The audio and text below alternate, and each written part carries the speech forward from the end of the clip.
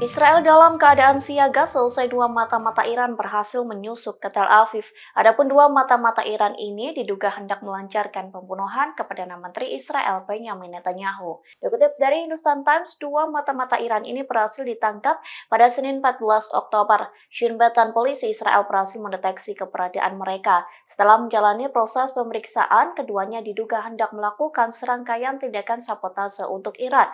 Bahkan dua mata-mata Iran ini ditangkap lantaran berencana membunuh seorang tokoh senior. Beredar kabar bahwa tokoh senior yang dimaksud dalam rencana pembunuhan itu ialah Perdana Menteri Israel Benjamin Netanyahu. Diketahui Netanyahu memang kerap menjadi target pembunuhan ataupun penyerangan. Kondisi itu dikarenakan pemerintahan Netanyahu yang memberikan kebijakan penyerangan terhadap Gaza dan Lebanon. Bahkan Perdana Menteri Israel itu alot terkait kesepakatan senjata di jalur Gaza.